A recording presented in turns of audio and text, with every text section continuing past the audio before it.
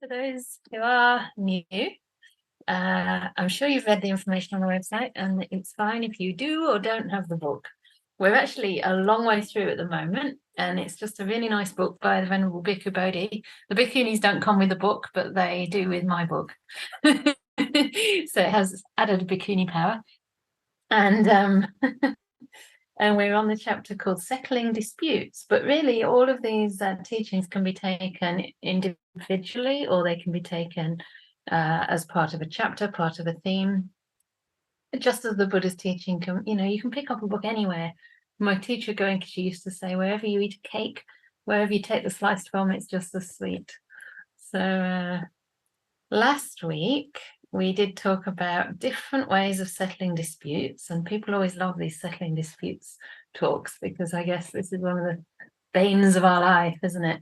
Having disputes with people, not understanding what really happened. Were they wrong? Was I wrong? And the Buddha's giving some beautiful advice. Some of these are also, I read through the whole chapter just before coming, and some of them are also do take strong action, do require strong action. So it's not that as Buddhists we have to always be completely passive and unbounded and let people walk all over us, but sometimes it's compassionate to address a problem, and also to reprove somebody who's doing wrong, in the hope that they may change for the better, and in the hope that they won't wrongly influence others as well. And I think that's especially important in community. So the whole theme of this book is about social and communal harmony. So it's about looking at the way our actions and thoughts, our views affect others as well as ourselves. And it's amazing how throughout the Buddha's teaching, he's emphasizing that self-awareness, the way our minds work, to understand how it is we create trouble. Firstly, it starts in ourselves, and then we spread it around us, and how to resolve those problems within ourselves so that everyone benefits as a result. So this is a really nice little excerpt, and this is from the Anguttara Nikaya 2, number 15, for anyone who wishes to read the full thing. Maybe the full thing, actually. But it's nice to read these in the original books as well. It's a way in to reading the suttas for yourself. So I shall begin by reading through possibly the whole thing today, because sometimes it's nice to get a sense for the balance of it. And this is particularly beautiful in that sense. So you'll see what I mean if I read through, and then we can have some discussion around it. So for the discussion, you can raise your virtual hand, or if you can't find the button for some reason at the bottom of your screen, I don't see many buttons today, then you can just raise your hand on the screen and I'll come to you in due course. Your voice will be recorded in the recording, but if you don't want even your voice to be recorded, then you can write a question in the chat. But it's only our community really that watch these, and yeah, you'll be pretty anonymous. Your video won't be shown. Okay, so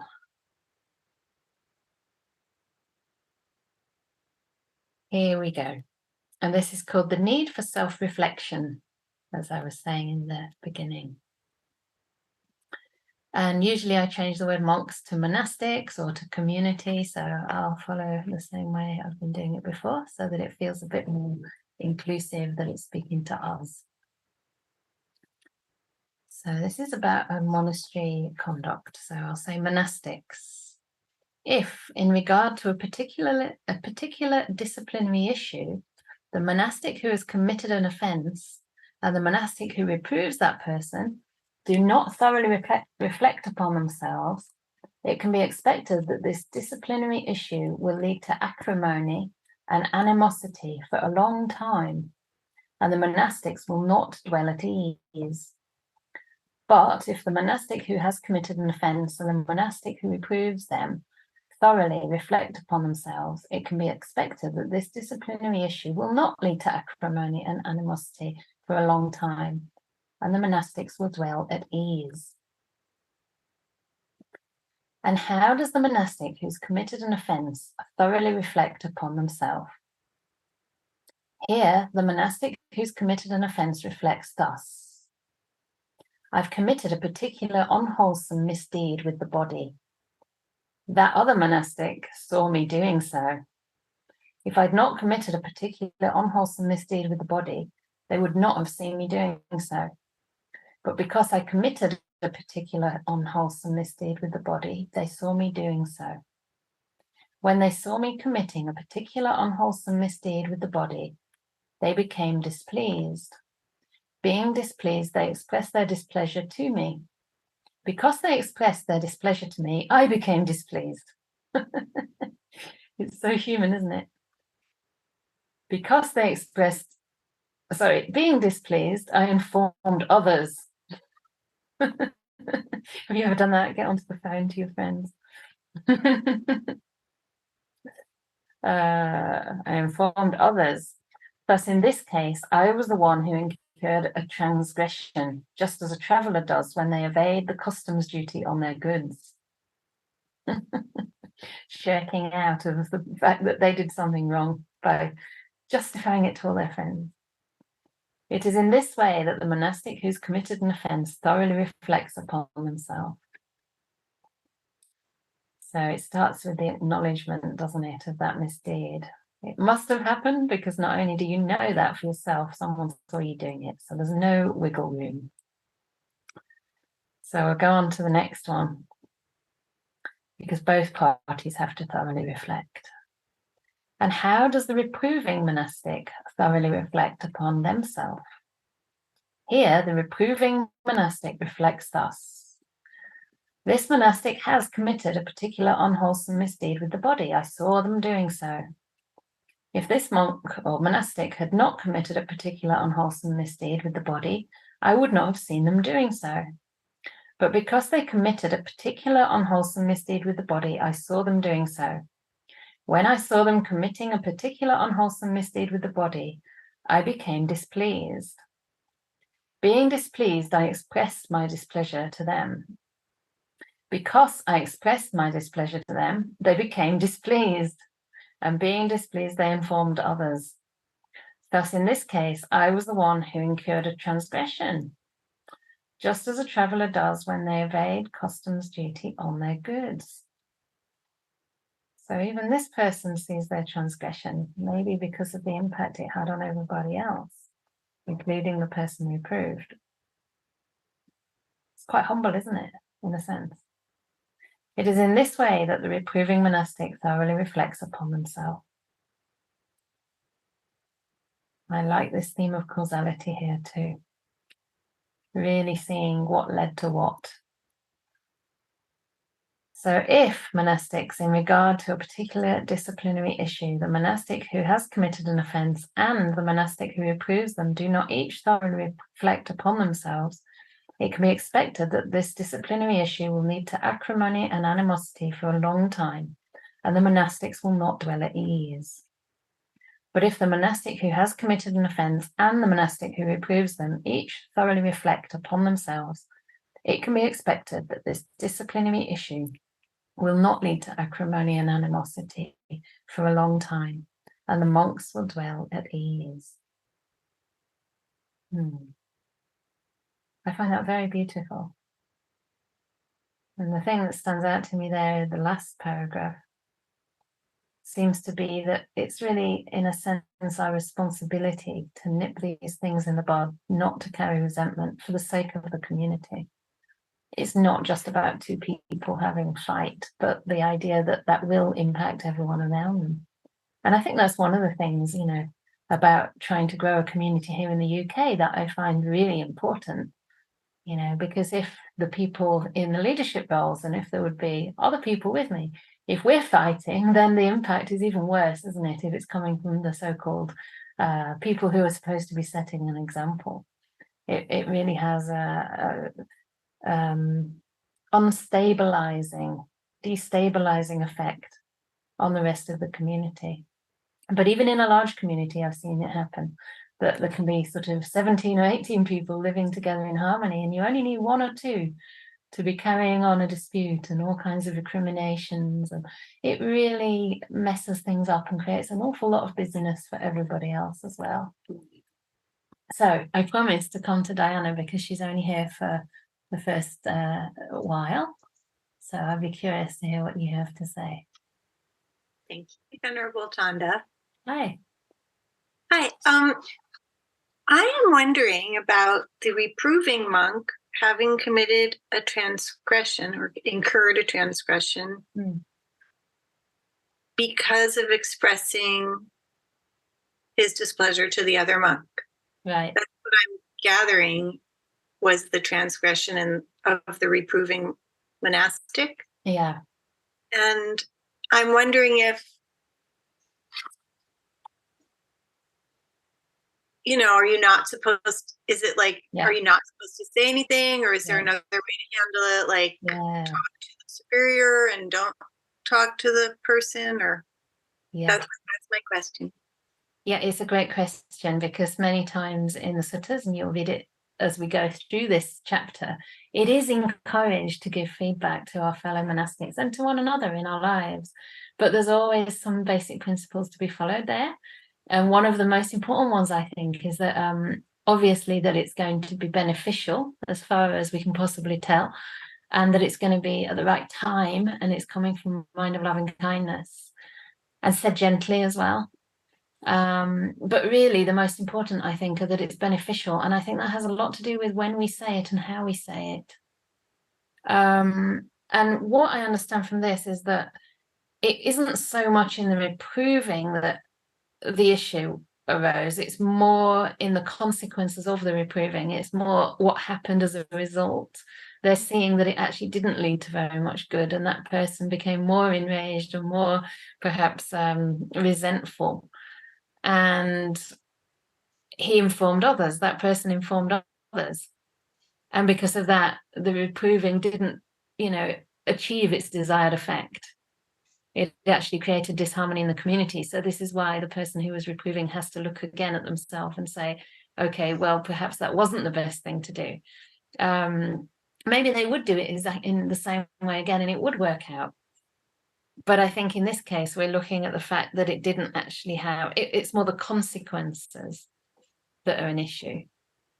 Maybe because the way that the reproving happened caused the other person to become displeased. Right. Instead of to say, you're right, I shouldn't have done that. Thanks for pointing it out. And then it was okay. Yeah, because there are certain people that the Buddha says it's not worth reproving. And if one would see that this person would always develop resentment whenever they were reproved, it might be a mistake to reprove them in the first place.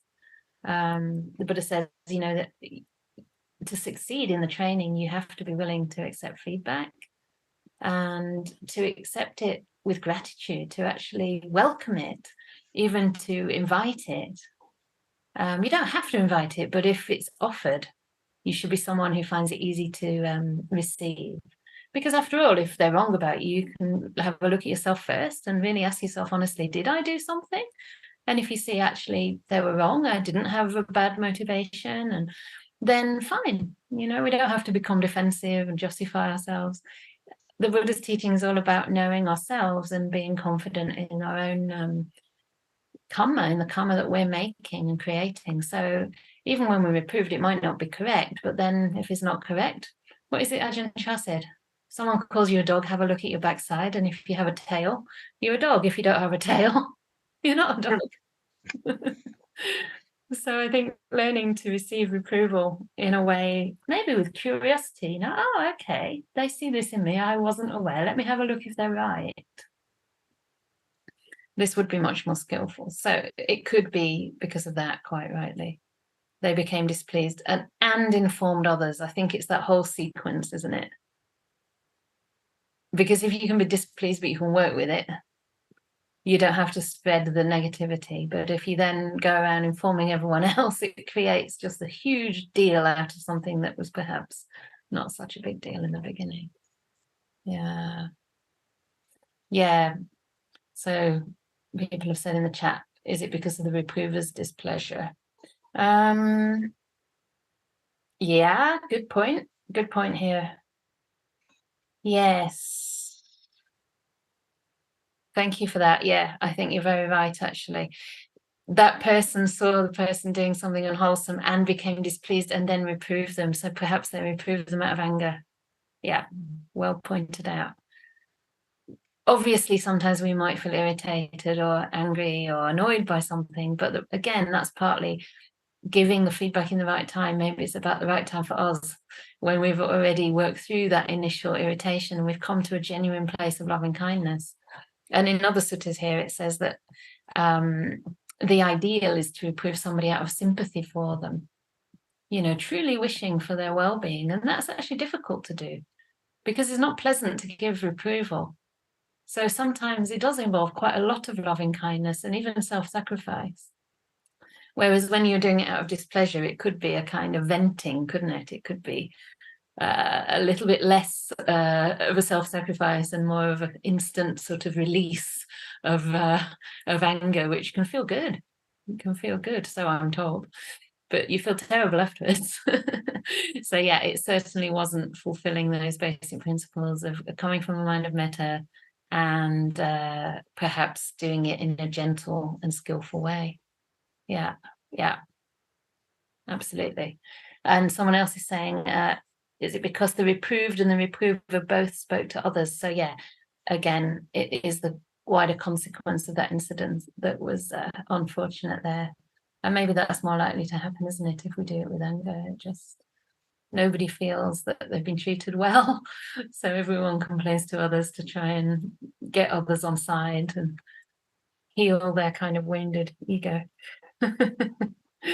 Yeah, super. And here also, if you go to the end of the sequence, you know, in the end, it's because of the acrimony and animosity that persists for a long time, and that the monastics won't dwell at ease. And this is the real danger, because the whole point of community, in a sense, is that we can support each other to feel safe, to feel at peace, to feel at ease, so that we can be in solitude. And then the solitude becomes a beautiful supportive solitude, knowing that all your friends are there if you need them. You know, there are people to help you, there are teachers, there are people taking care of your material, physical needs. And it's that dwelling at ease that enables the practice to deepen. So if that is disrupted, then the place doesn't become a good place of practice. And people don't get the paths and the fruits. You know, we've read many times in this book about the monastics who did dwell at ease, looking at each other with kindly eyes, and they actually cited that as a cause for their deep insights and eventual liberation, because of all that loving kindness that they developed between each other, and because they were just so happy and so grateful to one another. They were full of wholesome qualities, and that led to wholesome states. We have to be careful and very honest with ourselves when we want to give feedback. And again, yeah, someone's making the point about the timing. And that's a hard one. I mean, certainly for myself, I would say that most of the time I'm motivated by compassion, by metta, but my weakness is sometimes the impatience. So the timing might be off, because I prefer to do things sort of sooner. And that's not always skillful. So I think I'm trying to learn, you know, to wait for a person to be in the right space, to wait until you can maybe sit quietly or sit with them in a friendly way, and bring it up in a way that won't kind of is less likely to jar. Yeah. And wait until I'm clear too. Because sometimes we want to start speaking and we haven't really thought about what to say or the right measure, and we just kind of start and see where it goes. But I think having some restraint around the things we do point out and how we point them out is important as well. It's a learning process. It's one of the hardest things. I mean, even more so than most speech, I think specifically giving feedback is very, very delicate. I don't know what other people think. Have you had success or failure with that, or learned lessons along the way? Or I don't know if it's a big thing in the lay life. I mean, in monastic life, it's something that's really part and parcel of the lifestyle. Most of the time in our monasteries in Perth, we're encouraged not to give feedback at all. And even at the end of a rains retreat, we invite feedback from the Bhikkhu Sangha. Everybody who's stayed in that place invites feedback from their own community as well. And you always ask for forgiveness for anything that's been seen, heard, or even suspected. But no one ever gives it. They just go, yeah, well done, well done, well done for asking. And then that's the end of it. Which is, I don't know, it's probably for the best, because you're in a public space, it'd be embarrassing, you know. But I personally would approach my team, always do, even at the end of the day. I must get fed up with me. You know, I always say, oh, is there anything today? Or is there anything? Please forgive me. And he's like, nothing. He just won't go there, you know. He always says there's nothing. But it's also because I'm inviting it all the time, so nothing builds up, right? Which is nice. Yeah, any more comments or anything here? Or shall we continue to the next lovely suttas? Yeah, please. Thank you for being here, Diana. Bye. Lovely to see you. Okay, so the next one is avoiding acrimony. And this is also from the Anguttara 2s. In fact, they seem to all be from there, mostly. Monastics, when, in regard to a disciplinary issue, the exchange of words between both parties, the insolence about views, and the resentment, bitterness, and exasperation are not settled internally, it can be expected that this disciplinary issue will lead to acrimony and animosity for a long time, and the monks will not dwell at ease. Monastics, when, in regard to a disciplinary issue, the exchange of words between both parties, the insolence about views, and the resentment, bitterness, and exasperation are well settled internally, it can be expected that this disciplinary issue will not lead to acrimony and animosity for a long time, and the monastics will dwell at ease. So here it's not enough just to remove the tension from the outer community and settle things externally, but also we have to look that we're not carrying it in our mind, you know, because sometimes we can feel that we've said all the right things, done all the right things, but still it bothers us. We have remorse or we have resentment inside. And of course, if that's the case, it can sprout again next time you see that person, which is, I think, one of the reasons that the Buddha says when we practice loving kindness, we should do so in public, you know, in the way that the last Sutta explained, but also in private. So we can think about that person in a kindly way, and that will minimize the chances that we kind of dwell in our grudge and our kind of grumbling mind. So someone's asking, what is meant by insolence about views? We were talking about that earlier, and I think it's obviously around fixed views, feeling one's right, or feeling, you know, one maybe shouldn't be reproached.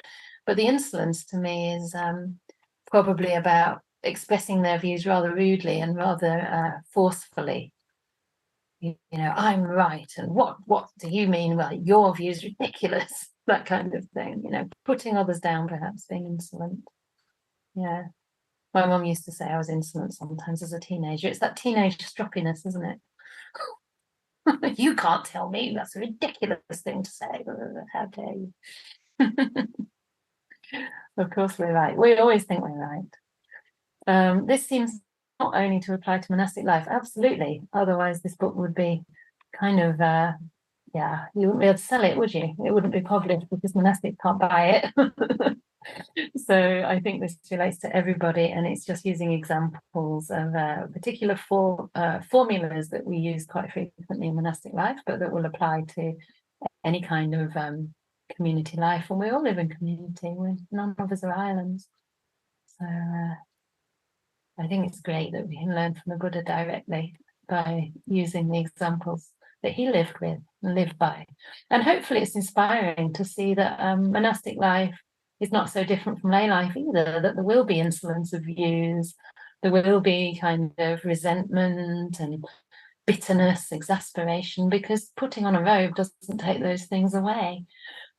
And if anything, when you're living around other people, perhaps from very different backgrounds and cultures and different ages, all kinds of different expectations about life and how things should be, how people should be, then you're going to rub up on each other. So it's actually very challenging living with people that you didn't choose to live with. You know, in the lay life, of course, there can still be a lot of heartbreak. You choose your partners, it doesn't go right. You know, we're born into families that are supposed to love us, but somehow we feel the love wasn't as unconditional as we wished. Or maybe sometimes we even experience abuse from the people who are supposed to care and protect us. So, you know, there are lots of problems there as well. But I think on the whole, we choose our friends. At least we choose our friends, right? We choose the people we live with. In monastic life, we don't, to the same degree. Of course, if you're building a community, then it's important to make sure you're all having similar ethics and similar understanding of monastic life. And there's a click, you know, there's a feeling like you can be mutually supportive to each other as spiritual friends, because that's going to promote everybody's practice. But of course, it's about widening the circle of your loving kindness. And sometimes accepting people who might trigger you in some ways. You can't go home either as a monastic. You can't go home from the office and like go back to your family and friends or have a coffee. You're there all day, 24 hours. So it can be very important not to let things fester. Anything anyone would like to say about that, or shall we continue? Okay. All right. So I like this one. This is great. Because it's just so real. It just feels like this is how people have always been. And this is recognizable now. So this one is called mutual correction. Okay. And the Buddha's using the words bad and good. And I think he really means ethically. People who are kind of following the precepts expected of monastics, and people who are actually quite off track. People with bad intentions. And of course, those two categories aren't fixed. It's more about behaviors than any intrinsic sense of someone being good or bad. Monastics, I will teach you about co-residency among the bad and about co-residency among the good. Listen and attend closely, I will speak. Yes, Bhante, those monastics replied. The Blessed One said this. And how is there co-residency among the bad, and how do the bad live together? Here, it occurs to an elder monastic, an elder or one of middle standing or a junior should not correct me, and I should not correct an elder or one of middle standing or a junior. If an elder corrects me, they may do so without sympathy and not sympathetically. I would then say no to them and would trouble them, and even seeing my offence, I would not make amends for it. Similarly, if one of middle standing or junior standing corrects me, they may do so without sympathy and not sympathetically. I would then say no to them and would trouble them, and even seeing my offence, I would not make amends for it. It occurs too to one of middle standing or to a junior. An elder or one of middle standing or a junior should not correct me. I should not correct an elder. And even if I'm seeing my offence, I would not make amends. In this way, there is co-residency among the bad, and it is in this way that the bad live together. So no one trusts each other, do they? They don't even trust that when they're corrected, it's coming from a good place. So they just completely refuse to accept it, whether they're elder or not. And this is kind of key in monastic life, because usually an elder should be humble enough to receive criticism or correction from a junior, but generally speaking, the elders have the duty of admonishing or correcting, guiding the juniors, and it's considered very bad conduct if there's that irreverence towards the elders, especially those who are wise in the community. So it just goes in every direction. They don't really give a hooties, do they? They don't give a hoot whether you're senior or junior. Just no one should ever correct me. So you can see that's a kind of obstinacy, and maybe that's also a kind of insolence of views. I should not be corrected. And they sort of say, I won't correct anyone either, so that the other one won't correct them. It's like, let's all just do what we want. and then we can, continue to follow our unwholesome intentions. Okay, I'll come to the question in the box in a sec, because we're going to go for the good side now, which is usually the opposite. And how, monastics, is there co-residency among the good? And how do the good live together? Here it occurs to an elder monastic, an elder and one of middle standing and a junior should correct me. I should correct an elder, one of middle standing and a junior. If an elder corrects me, they might do so sympathetically, not without sympathy. That's nice, because they're giving the benefit of the doubt, thinking the best. I would then say good to them and would not trouble them, and seeing my offence, I would make amends for it. Similarly, if one of middle standing or a junior corrects me, they may do so sympathetically, not without sympathy. I would then say good to them and would not trouble them, and seeing my offence, I would make amends for it. And similarly, it occurs to one of middle standing or a junior that they may be corrected by an elder or a middle standing or a junior, and that they should correct them, and they should correct anyone else. Seeing their offence, I would make amends for it. It is in this way that there is co-residency among the good, and it is in this way that the good live together. You see that sort of mutual deference there, like thinking the best of your companions, that maybe they're coming from a good place. That's so nice, isn't it? Because I find in myself, often when we're not enlightened, we often are coming from a pretty good place, but it might not be a perfect place, Yes, sure, there might be a chance that we're doing it without sympathy, but it's most likely that we're doing it with sympathy, even if it's not 100%. And just giving that benefit of the doubt and looking for the goodwill there is already very harmonious. It leads to harmony.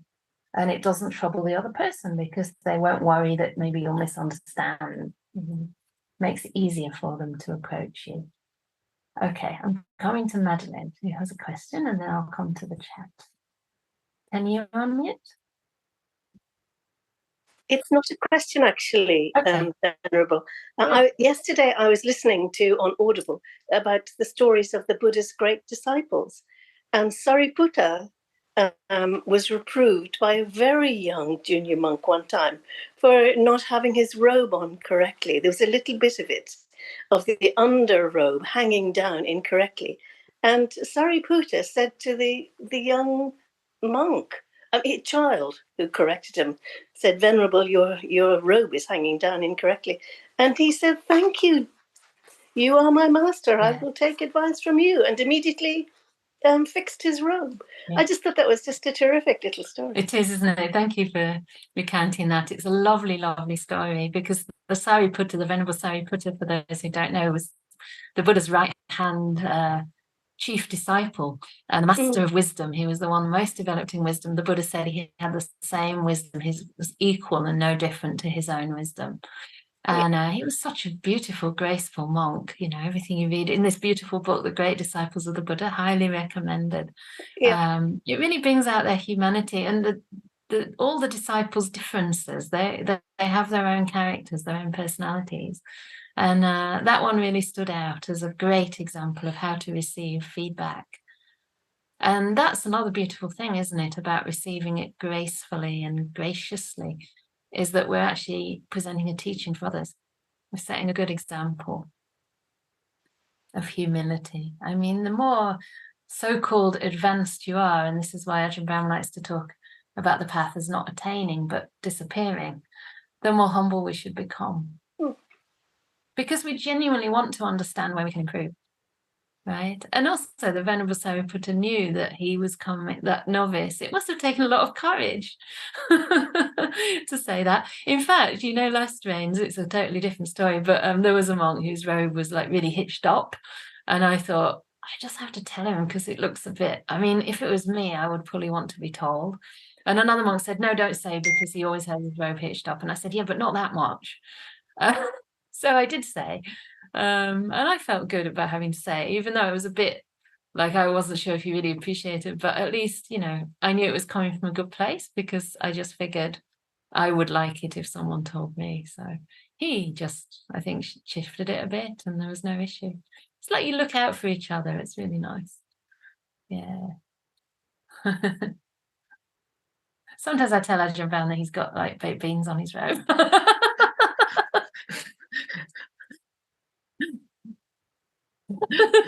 I'm being cheeky now. But I won't go too far, you know. No, it usually ends there, you know, with the baked beans, and because he fries his eggs both sides, so luckily there's less likely that egg will fall in the robes. It's very difficult with these robes because they all like have loads of, I don't know if you can see, they have kind of pleats, you know, it sort of scrunches up like that, so things can fall. You can have your dessert here, your mains here, your soup here. So it's kind of nice if we're told. And also, if you ever see me with like something in my teeth, you know, it's embarrassing, isn't it? No one says, and you've been like giving a Dhamma talk, you've got like chocolate in your teeth or spinach or something. Yeah. So the other question in the box is, does this become a selection criteria when looking for someone looking forward to a monastic life? Yeah, I mean, I think if you really have the intention to practice sincerely, whether as a monastic or as a lay practitioner, whatever, as long as you want to walk the path, I mean, it involves self-examination. You want to know, you want to change, you want to become more aware of the ways that you perhaps don't act skillfully, believe it or not, all of the time, you know, or don't speak skillfully all of the time. So we have to want to change, and there has to be a certain level of trust in those that we want to train with, that they might have gone through some of the steps we haven't yet gone through.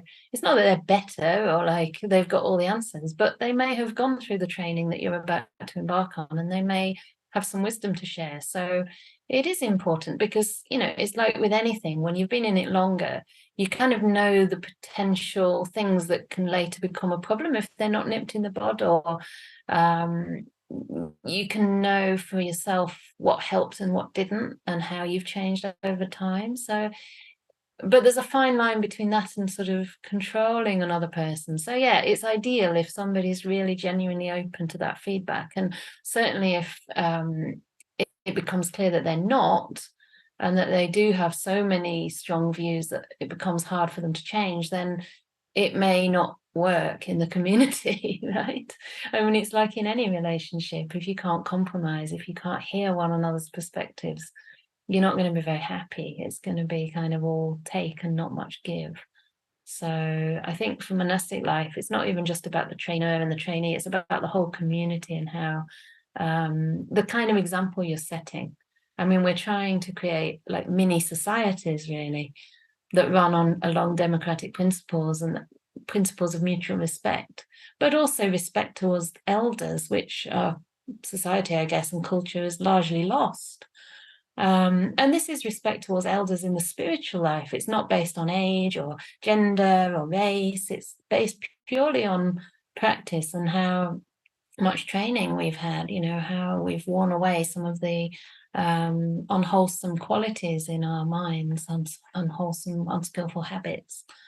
So it can be very beautiful. And if someone's not benefiting from that, if someone's not able to receive that feedback, then it's unlikely they're going to get the benefit, go very far in their practice. So yeah, it does become a kind of criteria, but you know, it's not like you see a person, you make a judgment straight away, and it should be both ways.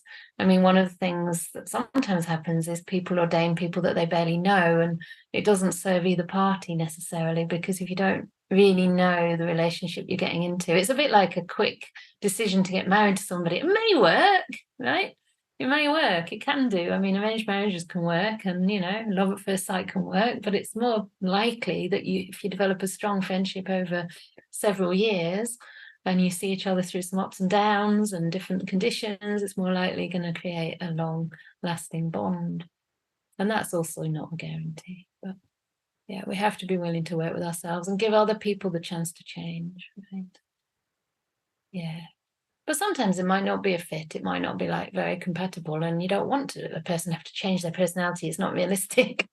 And it's just, you know, better they find another community or a different way to practice. That's also okay. So we need lots of communities. It's one of the reasons, you know, sometimes people say, oh, there's not many bhikkhunis, why don't they all just lump together and live in one big place?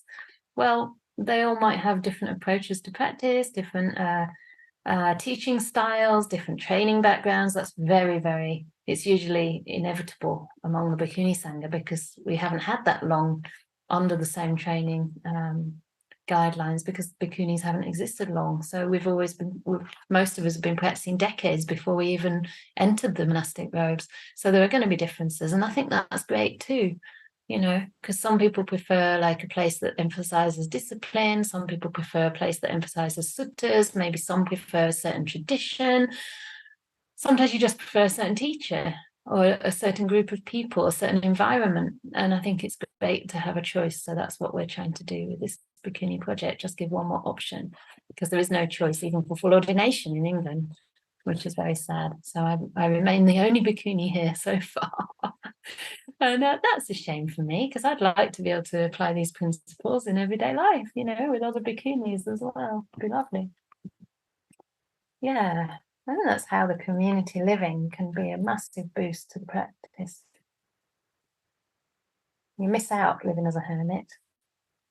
You might think you're doing great, but then what if you meet someone you really get triggered by? You have to live with someone, you have to compromise. Maybe it all goes out the window.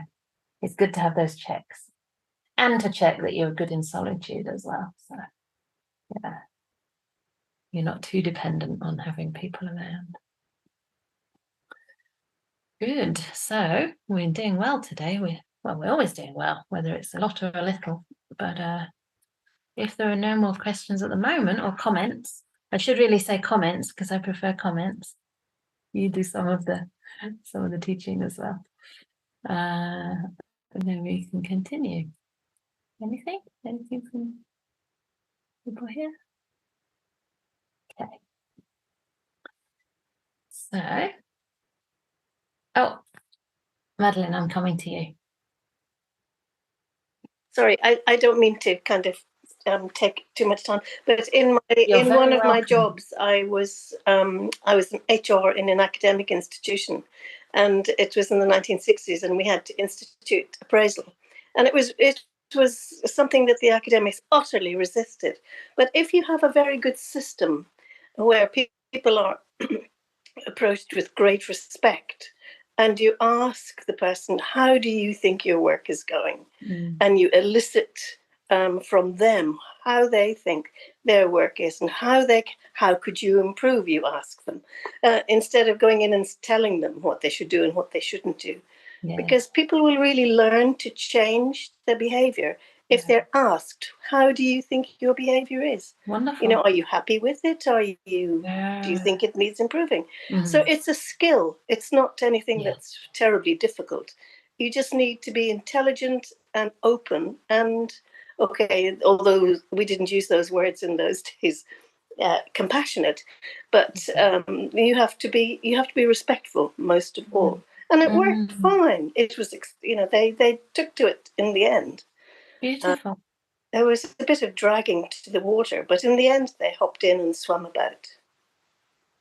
Yeah, so it can easily be done. It needs a right approach, and the expectation that this can happen. Yeah, beautiful.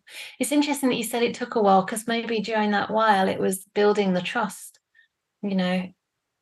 Well, they didn't want to do it because they thought in academic life, how can you assess our work? We're academics, but you know, but of course, it was a requirement of the government, which did help.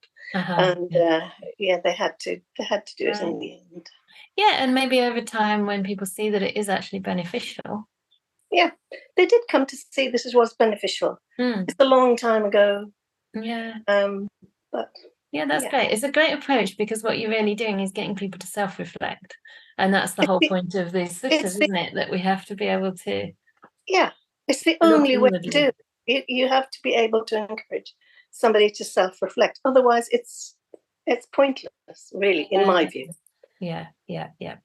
Good. Anyway, I won't say any more tonight. Thank you. No, you're welcome to say more. There's no quota. Please feel free. It's very valuable to hear from you. So. All right. I shall continue. Let's do the next paragraph. This is also, this is a big one, actually. We can go through it. Some of it, at least. So this is about accepting correction from others. So, and this is the Venerable Mahamoggallana, and he is the left-hand monk, if you want, of the Buddha. So the Buddha had two chief disciples, the Sariputta. The Venerable Sariputta was the foremost in wisdom. They were both fully enlightened, so they both got immense wisdom. You can't really qualify it. But the Mahamoggallana's special quality was psychic powers. Is this that one? Yeah, this is really dramatic. Is it that one? Anyway, okay. Getting you excited. So the Venerable Mahamoggallana is addressing the monastics. Friends, though a monastic asks thus, let the Venerable Ones correct me, I need to be corrected by the Venerable Ones. Yet if they're difficult to correct and possess qualities that make them difficult to correct, if they're impatient and do not take instruction rightly, then their fellow monastics think they should not be corrected or instructed, and they think of them as a person not to be trusted. What qualities make one difficult to correct? Here, a monastic has evil desires and is dominated by evil desires. This is a quality that makes them difficult to correct. It's pretty obvious, isn't it? Again, a monastic lauds themselves and disparages others. This is a quality that makes them difficult to correct. I think this is such a human tendency. We don't even realize we're doing it. This is a quality. Oh, sorry, yes. Number 3. Again, a monastic is angry and overcome by anger. This is a quality that makes them difficult to correct. Again, they are angry and resentful because of anger. This is a quality that makes them difficult to correct. Number 5, they're angry and stubborn because of anger. This is a quality that makes them difficult to correct. They're angry and utter words bordering on anger. Number 7, when reproved, they resist the reprover. Number 8, when reproved, they denigrate the reprover. That's very common, isn't it? When reproved, they counter-reprove the reprover. I see some of you smiling. I think that's the really funniest, because we all do this. It's like, well, you did this. Well, but you did this. I didn't do that. What about when you... This is really what you call an argument, isn't it? It just goes backwards and forwards. Yeah, it makes it just horrible. When reproved, this is interesting too. When reproved, they prevaricate, lead the talk aside, and show anger, hate, and bitterness. Politicians? Anyone notice?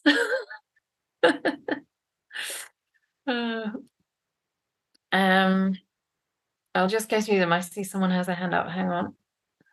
So they prevaricate, lead the talk aside, and show anger, hate, and bitterness. They don't answer directly. When reproved, they fail to account for their conduct. And number 12, when a monastic is contemptuous and insolent, makes them difficult to correct. 13, envious and miserly. 14, fraudulent and deceitful. 15, obstinate and arrogant. There's a lot of defilements going around. And number 16, a monastic adheres to their own views, holds to them tenaciously, and relinquishes them with difficulty. This is a quality that makes them difficult to correct. These are the qualities that make one difficult to correct. It's interesting that view is often in there, isn't it? You know, it's one of these very difficult things. If you think you're right and you know best, you're not going to listen to anyone else. So I'm coming to unmute. Yeah. I realise I shouldn't say your names because then you're not anonymous. Okay. So I was just thinking on number 9, when reproved, he counter-reproves the reprover. Yeah. That reminded me, I think in one of the earlier suttas in the chapter, there's a part where the Buddha says about when you should give feedback on someone's misdeeds. And he specifies you should make sure you're innocent of it yourself. But they might say, please look at your own conduct first. Right. And I wonder if that could be considered the same as counter-reproving the reprover. Right, yeah. Well, I mean, it's ideal if when you reprove, you don't have that fault yourself. But with some people, even if you reprove them on one thing, they'll want to reprove you on something totally different, won't they? They'll bring anything up to kind of put you down and make them feel better about themselves. So, I mean, certainly it helps if you're not being hypocritical in the first place. It's, you're less likely to have somebody object, perhaps. Again, as someone else had said, it's nice if you put it as a question, maybe, rather than you've done this. Explain yourself. Could be, well, did you notice, or how did you feel at that time? Did you mean to be disruptive, or were you aware? But yeah, in my experience, I mean, I have unfortunately had experiences when I've had to find it quite difficult. That's probably why I say unfortunately, when I've had to give feedback, and I have felt that I've given it very gently, very reasonably. I've explained my motivation, I've praised them first and closed it with praise, and they just throw all sorts of stuff coming from every angle that you could never envisage, and things that maybe have been resentments for a long time that you didn't realize they had. And sometimes it just seems like someone having a tantrum because they don't want to hear anything. Yeah, I mean, in one particular case that I'm thinking of, I didn't even really reprove them. I just said, well, in our tradition, we do it this way. So I'm a little unsure about that, doing it that way. And it was just a big tantrum. So, yeah, I mean, certainly we can try our best. But it seems to me in this case that this is talking about people who really won't take any feedback, and it's maybe to identify those people so that we can avoid some of the trouble that we maybe shouldn't bother going to. And here it is saying that these qualities in the introduction, it's saying that they cause the fellow monastics to think that that person can't be corrected or instructed or cannot even be trusted because of that. So but certainly we have to, the other Sutta was saying we have to analyze ourselves as well as a reprover. Still not a perfect thing. You're never going to avoid someone blaming you, even if you come from pure loving kindness. Even the Buddha was blamed, wasn't he? For all kinds of things he didn't do. Even Ajahn Brahm. I'm just kidding there, because Ajahn, obviously the Buddha's the Buddha. But, he did something wonderful for bhikkhunis, but some people don't like it and try to say he was badly motivated even, which is ludicrous, because there was really nothing in it for him other than feeling that he could live with himself and do what was ethically right. So I think, it's so important. I mean, even with this new property that we're wanting to get for the sake of the community and to help grow the community, there's a very tiny couple of people who sort of felt that, oh, it was a bit too big or it's a bit too luxurious. It's just a house. I mean, it has to be a certain size, and don't understand where we're coming from. So, people do sometimes misunderstand our intentions, and there's nothing we can do about that. But if we would let that stop us doing something really wholesome, that would be a terrible shame. So I think sometimes we have to accept that not everyone's going to like what we're up to, or not everyone's going to understand. But if we go on the right track and we keep on doing things from the best of our intention, given the conditions and other factors, then in the end, sometimes people come around. At least we can be happy with ourselves. That was a slight add-on to your actual point, but I hope that made sense. Yeah. Liz, can we come to you?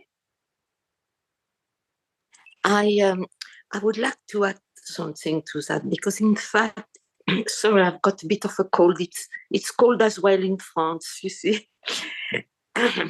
And that is that the Buddha said, be your own island. If you don't meet somebody who is like-minded, go as a rhinoceros on your own.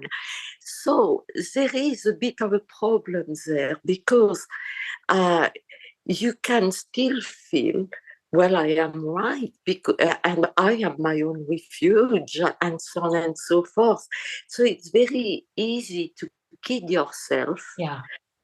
And you've got to be very, very careful to examine yourself honestly, because there are things, I mean, obviously, that we're not going to see eye to eye with a lot of people. And you think, well, you know, if I take this sutta, that sutta, and so on and so forth, I'm right. And yes, you see where I'm coming. It's very easy to plant yourself and make a big mistake with the best will you can master. That's right. Yeah, I fully agree with that. And one of the safeguards in the Sangha, one of the ways it's organized, is that generally you wouldn't go off independently until you've trained for at least 5 years. And that's not even including your years as an anagarika or as a samanera or samaneri.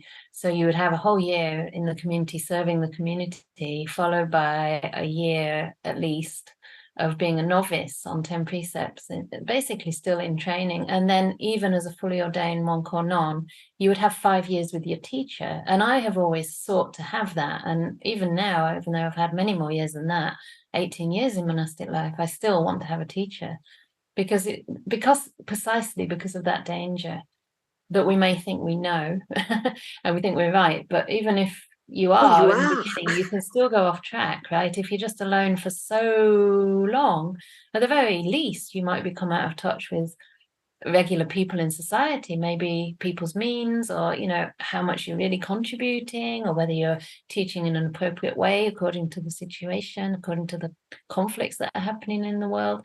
You need to be able to keep in touch with things. And the 2 quotes you mentioned are actually quite off-center in the suttas. They're like less likely to be, I'm not saying they're not authentic, they may well be, but they're, I think the one of the rhinoceros is from the Sutta Nipata, and I think the other one, the island to yourself, is from the Dhammapada, I think. Yeah. I'm not wrong, but they're very rarely stated. And I think that the island one was more stated in terms of it's better not to keep company with a fool. It wasn't so much an encouragement to go off on your own if there's a better situation of being in community. Yeah. I've translated so we have to be careful with those teachings. I completely agree. And that's why the Buddha made a Sangha that would be dependent on lay people. So even if you would be on your own as a monastic, you would still be accountable to the lay people in that you have to receive your meal from them every day. So they're going to notice pretty quickly if you're really up to no good. Say if you are actually really corrupt, and it happens, right, that monks might even be having mistresses, or they might even be gambling. I mean, unfortunately, you hear about these things. Perhaps more so in countries where they kind of felt they had to go into robes and they stayed in robes for some reason or another. Maybe it's, you know, a good livelihood, or maybe it's stigmatic to leave. And it can happen. And you're going to find that out if people are going on alms round, and if as lay people you also do your duty of, you know, asking questions. I mean, here when it talks about being corrected by elders, juniors, and etc., the lay community also have to sometimes question the monastics. Ajahn Brahm always says he's a monastic open to scrutiny, which I think is beautiful. You can ask anything, you should be able to ask anything. So that's very important. Otherwise you become one of these wild hermits. you do have these people. I've seen them in Burma. They're called visitor or something, and they go off into the jungle and they have these crazy hats like coming up at the side and high at the top. And they just live foraging, I guess. And some of them have wild eyes, you know, they go, and I don't know, it's easy for Westerners to, especially, to project, oh, they must be wise, crazy wisdom, something. But they're actually, I think some of them have gone slightly mad because they don't have that kind of safeguard of society to keep them on track. There is an incident which has really marked me, you know, saying, be careful. Ajahn Sumedho, in one of his books, he speaks about going for a long retreat in the jungle and so on and so forth. And he said, I had so much metta, I let the mosquitoes settle on my arms and so on. And he said, I thought I'm close to enlightenment. And he came back to the monastery. And within very short space of time, they are speaking about minutes, maybe hours, but no more. Another monk made a remark and he said, I felt this rage. Yeah. And I laughed when I read that, and I thought, yeah, be careful, because I do tend to go off on retreat on my own. I haven't got wild eyes. But it is easy to kid yourself and you need other people to put you back on the right track. Yeah. And also an important point to that, just to close this particular little thing, because we're coming close to the end, is to refer to the Buddha's teachings, because there's so much overestimation, especially among people who do it, I guess, for, I don't know, maybe it's to do with how goal-driven you are to some extent, but sometimes people think if they've been practicing a while, they should be getting something. So then they start kind of redefining the word jhana, redefining the word enlightenment. Oh, God. Yeah. You know, if they feel that they haven't seen any overt hindrances for a while, they think, oh, maybe I'm enlightened. But the thing is, you do have the Buddhist text to read, and the Buddha's there as your guide. And if you're really honest to that, that is a safeguard. I mean, he's not diluting things there. I think this craving that we want to see goalposts, we want to feel we've got somewhere, is really dangerous. And it can be especially common, maybe not to be too gendered, but it can happen a lot with male monastics. There's this kind of gung-ho, like, okay, I'm in the forest. And even Ajahn Brahm, he constantly talks about all these super monks, you know, it's like this idea of this like super monk who sits for hours and, oh, they didn't, you know, they could be burnt alive and the fire didn't touch them. And yeah, some of it's inspiring, but after a while I get a bit fed up with these super monks, because I mean, women also practice quite austerely. I mean, I was in Myanmar for 4 years with no mosquito nets or repellent or anything, and sleeping on a floor, and you know, some of it's fine, but I mean, it's not the practice in and of itself. You have to have a balanced practice, and maybe women are less likely, generally speaking, to go off into extreme austerity, because we still bring a softness to things. But yeah, I think that sometimes with this like gung-ho kind of, okay, enlightenment or bust kind of attitude, it's it's a little bit dangerous, isn't it? And it's good to get those reality checks. Yeah, but sometimes being on a retreat, I call it a kuti. It's a very small cabin in the wood, and I stay there for a week, 2 weeks. My health is not too good, so I can't stay more longer than that. But it does me good. It quietens the mind. Of course. The main thing is you can integrate it when you come back, you know, that you have people around that you can check in with, and you know, if you start to go kind of off track, and it'll build up to it as well, you know, you wouldn't just start as a beginner going off for like 2-3 months, you build up to it over time. Yeah, let's see if we can just come to a place in this. We might want to end here because we are nearly out of time actually, but I'm just wondering if we've ended in a suitably wrap up place. I'll just read the counterpart to that. I'll just read through it, because this was what happens when you're not easy to correct. And now it talks about the opposite. So I'll just read through that to end. Yeah. So, friends, So this is when we don't even seek the feedback. Although a monastic does not ask, let the venerable ones correct me, I need to be corrected by the venerable ones. Yet, if they're easy to correct and possess qualities that make them easy to correct, if they're patient and take instruction rightly, then their fellow monks think that they should be corrected and instructed, and they think of them as a person to be trusted. Sounds much better, doesn't it? It's really quite nice when it does the stark kind of opposites, because it just lands differently in your body and your mind, and one kind of makes you a bit ooh. I notice in my body when I read this, it's just so lovely. It feels settling inside. What qualities make one easy to correct? Here, a monastic or any person has no evil desires and is not dominated by evil desires. This is a quality that makes them easy to correct. A monastic or anybody does not laud themselves or disparage others. They're not angry or overcome by anger. They're not angry or resentful because of anger, or angry or stubborn because of anger. They're not angry and do not utter words bordering on anger. The danger of anger and the beauty of metta. Again, when reproved, they do not resist the reprover. When reproved, they do not denigrate the reprover. When reproved, they do not counter-reprove the reprover. When reproved, they do not prevaricate, lead the talk aside, and show anger, hate, and bitterness. When reproved, they account for their conduct. Again, a monastic is not contemptuous and insolent, not envious and miserly, not fraudulent and deceitful, not obstinate and arrogant. Again, a monastic does not adhere to their own views and hold to them tenaciously, but relinquishes them easily. This is a quality that makes them easy to correct. Friends, these are called the qualities that make one easy to correct. So that's lovely. I'm glad I read that part, because it felt almost like a little checklist for myself, like a little manual of how to train, you know.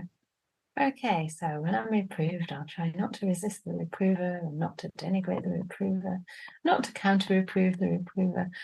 It's stuff we do, but we haven't really written down for ourselves, probably. But I think that serves as a really good checklist, especially for people in training, whether in anything. I mean, obviously I'm speaking from monastic life because so is the text and that's what I'm living, but I'm sure that works equally in the workplace with the boss, you know.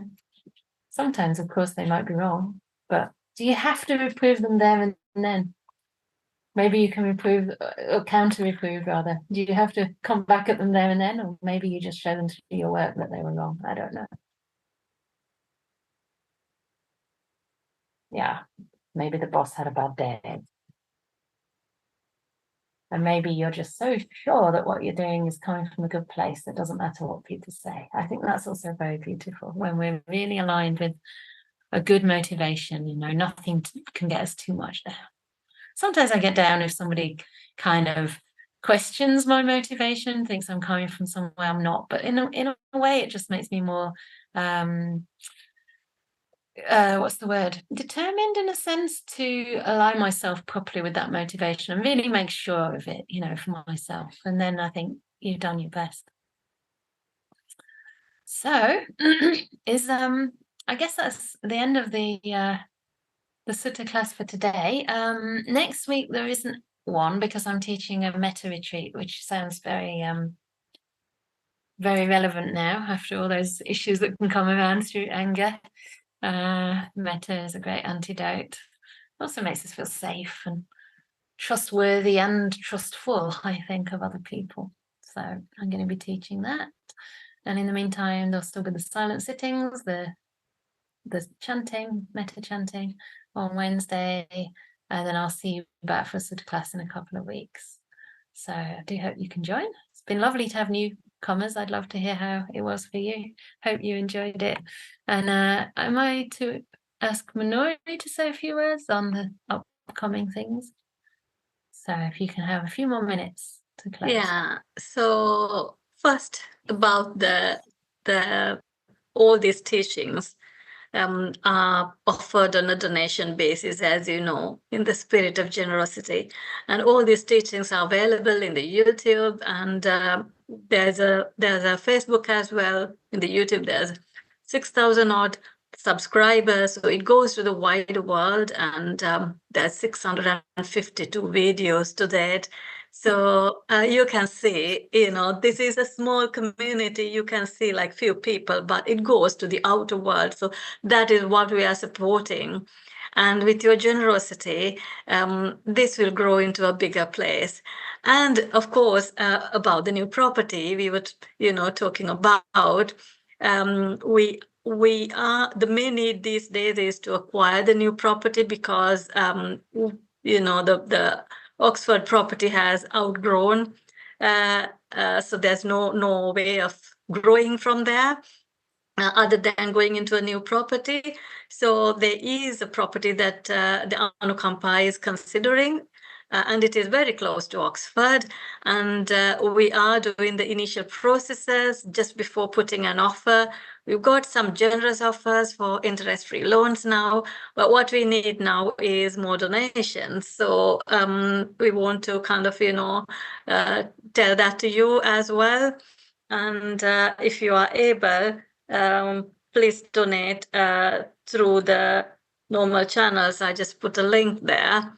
And other than that, the long term, there's a calendar for food dana. You can do direct debits. You can do so many other ways in helping. You can check with the team at Anukampa project if you have any special skills. So there's so many ways of working with Anukampa and sharing these teachings to our wider world. And as you know, the BSWA as well put lots of Venerable Chanda's teachings there. So they've got lots of subscribers. It goes to much bigger audience than 6,500 subscribers. Thank you very much. Thank you, Manoi. Apparently, if you do subscribe to the channel, it's also helpful for getting these talks heard, and that can bring in more support as well, because really our two charitable aims are to have this training monastery for women who want to ordain.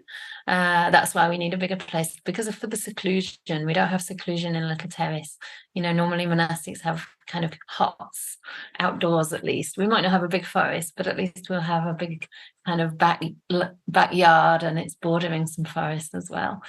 And the other aim is to spread these teachings of the Buddha, basically, through mainly through bhikkhunis, not only me. And the other thing that we are looking for at the moment is people to come and stay. Most of the year is probably covered, more or less, but there's still some gaps, and there's still times when we only have like one guest, and we do have space for 2 or 3. So if you want to come and stay for some time, I know some of you are like in Costa Rica, it's a long way to come, but and for the men and transgender folks, non-binary folks, we have like we only have one guest room when there's another bhikkhuni. There's 2 rooms upstairs. Me and the other bhikkhuni who's visiting next year will stay there, and then there's just one guest room. So usually it's 2 women in there, but then there's like a sofa bed in the lounge, which Matthias has stayed on, and we had another lovely man staying on last week. He was happy with that. It's quite comfortable, so everyone's welcome. So we hope to see you somewhere soon. And even if we only see you here, it's wonderful. It's very supportive and beautiful to connect through this Zoom medium. So thank you very much. And I wish you a very good night. Or if it's the middle of the day, I wish you a good day. Take care. And we'll unmute you now. We'll stop the recording, and then we will say goodbye.